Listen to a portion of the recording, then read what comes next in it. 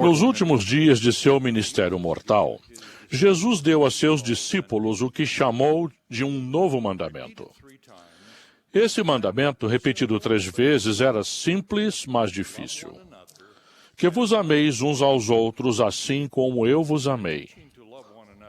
O ensinamento de amar uns aos outros foi um dos mais importantes ensinamentos do ministério do Salvador. O segundo grande mandamento foi: amarás o teu próximo como a ti mesmo. Jesus ensinou também: amai a vossos inimigos.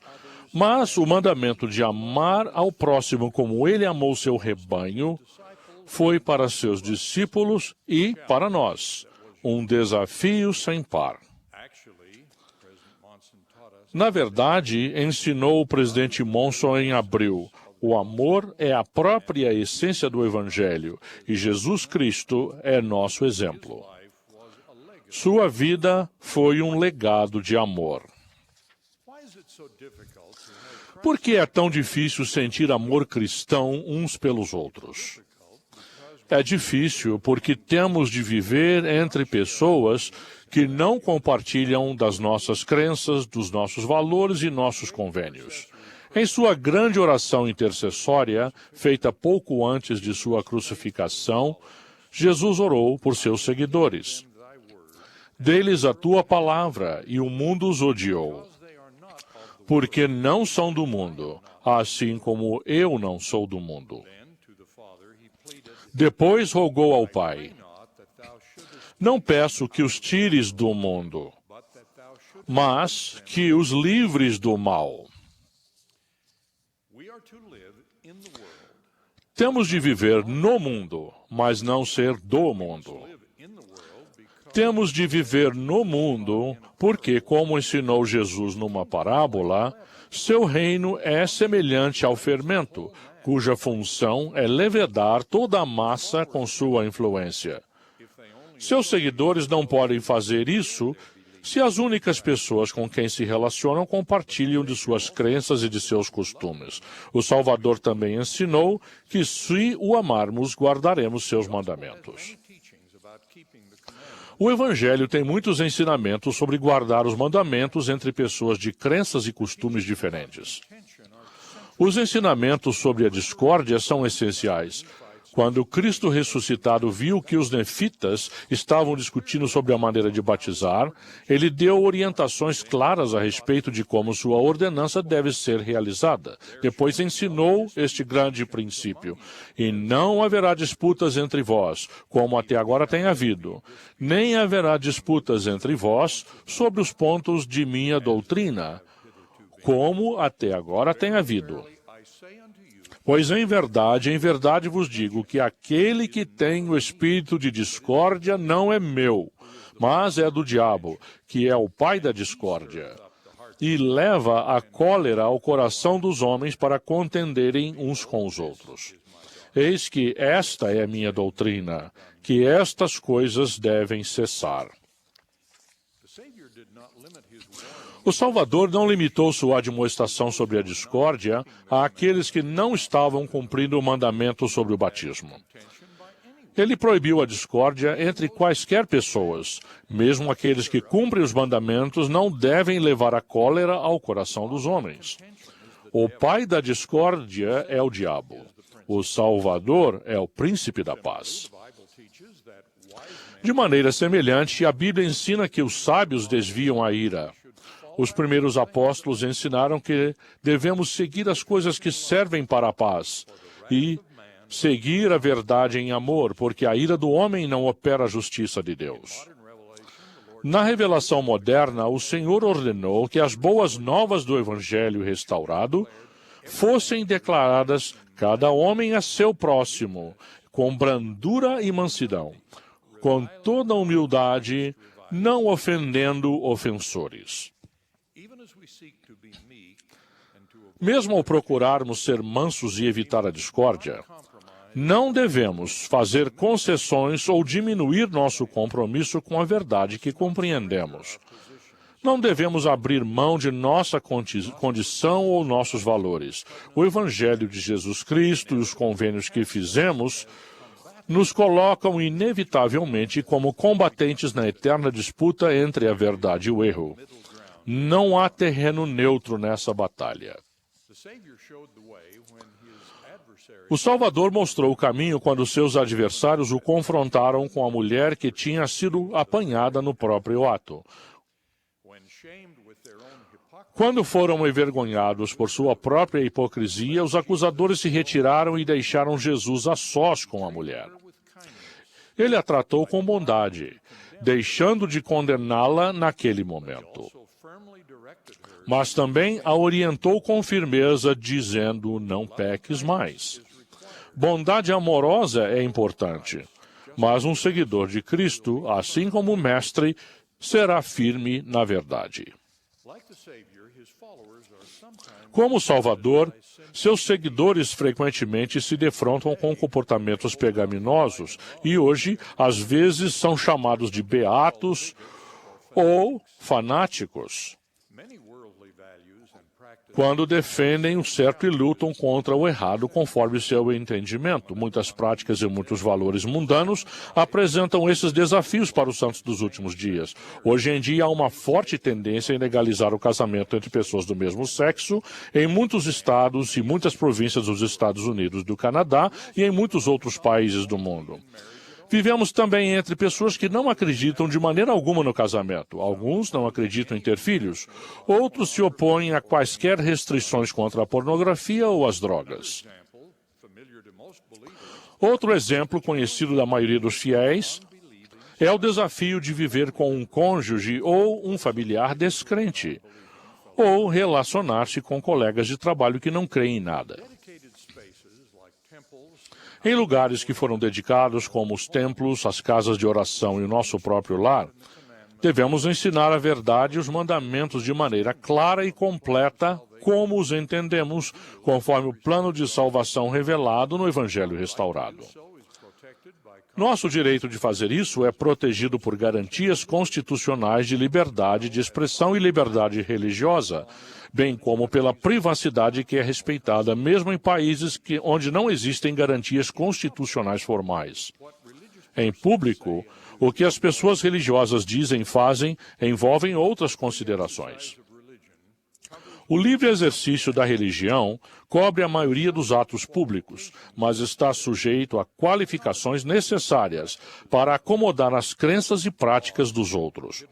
As leis podem proibir comportamentos que geralmente são reconhecidos como errados ou inaceitáveis, como a exploração sexual e a violência ou outro comportamento terrorista, mesmo quando praticado por extremistas em nome da religião. Comportamentos menos graves, mesmo que inaceitáveis por alguns fiéis, talvez tenham simplesmente que ser tolerados se tiverem sido legalizados pelo que o profeta do livro de Mórmon chamou de a voz do povo. Sobre a questão do discurso público, todos nós deveríamos seguir os ensinamentos do Evangelho de amar ao próximo e evitar a discórdia. Os seguidores de Cristo devem ser exemplos de civilidade. Devemos amar todas as pessoas, ser bons ouvintes e mostrar respeito por suas crenças genuínas. Embora discordemos, não devemos ser desagradáveis. Nossa posição e comunicação em assuntos controversos não devem ser contenciosas. Devemos ser sábios ao explicar e seguir nossos padrões e em exercer nossa influência. Dessa forma, pedimos que os outros não se ofendam com nossas sinceras crenças religiosas e o livre exercício de nossa religião. Incentivamos todos a praticar a regra de ouro do Salvador.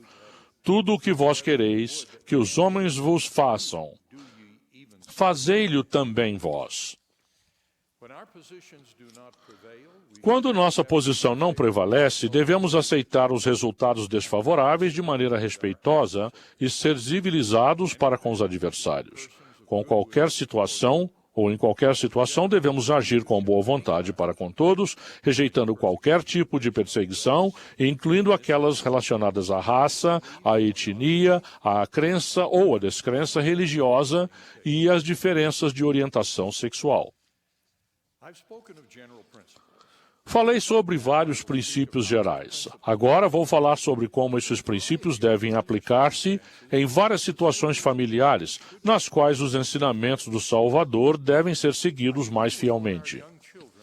Vou começar com o que nossos filhos pequenos aprendem quando brincam. Um número excessivo de não-membros aqui em Utah foram ofendidos e alienados por alguns membros que não permitem que seus filhos sejam amigos de crianças de outras religiões.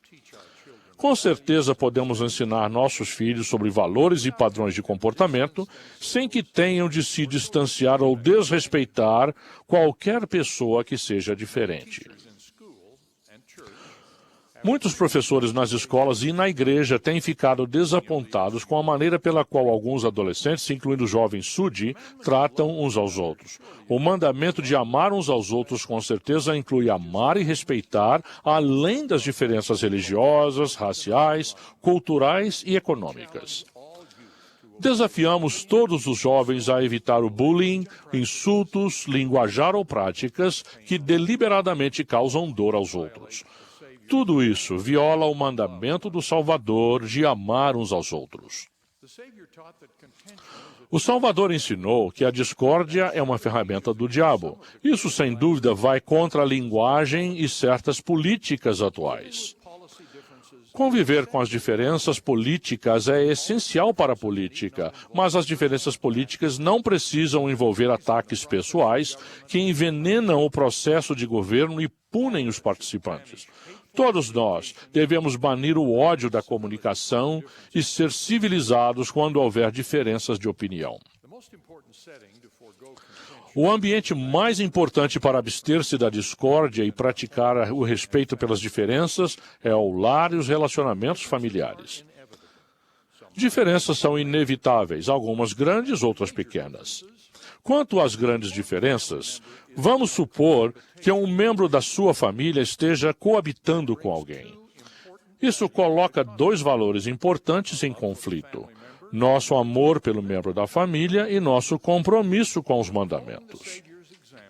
Seguindo o exemplo do Salvador, podemos mostrar bondade amorosa e ainda ser firmes na verdade, abstendo-nos de ações que facilitam ou parecem condenar o que sabemos que é errado. Vou concluir com outro exemplo de relacionamento familiar. Numa conferência de estaca no Centro-Oeste há cerca de 10 anos, conheci uma irmã cujo marido não era membro e que ia com ela à igreja havia 12 anos, mas nunca se filiara à igreja. O que ela deveria fazer? Ela me perguntou. Eu a aconselhei a continuar a fazer as coisas certas e a ser paciente e bondosa com o marido. Cerca de um mês depois, ela me escreveu o seguinte, e eu cito: "Pensei que 12 anos eram uma boa mostra de paciência, mas não sabia se estava sendo muito bondosa com meu marido. Por isso, esforcei-me muito para ser bondosa por um mês, e ele foi batizado."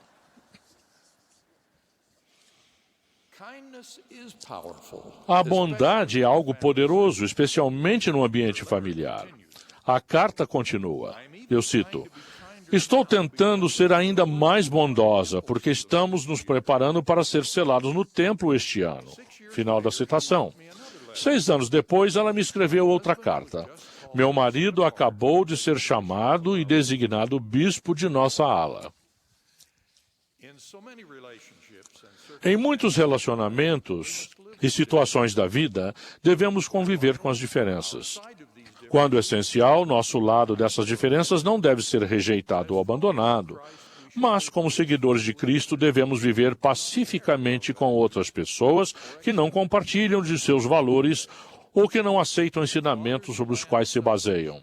O plano de salvação do Pai, que conhecemos por revelação profética, coloca-nos em uma situação mortal em que devemos guardar seus mandamentos. E isso inclui amar nosso próximo de diferentes culturas e crenças, como ele nos amou. Como ensinou um profeta do livro de Mórmon, devemos prosseguir tendo amor a Deus e a todos os homens. Por mais difícil que seja viver no tumulto ao nosso redor, o mandamento do Salvador de amar uns aos outros é provavelmente nosso maior desafio. Oro para que compreendamos isso e procuremos vivê-lo em todos os nossos relacionamentos e atividades. Em nome de Jesus Cristo. Amém.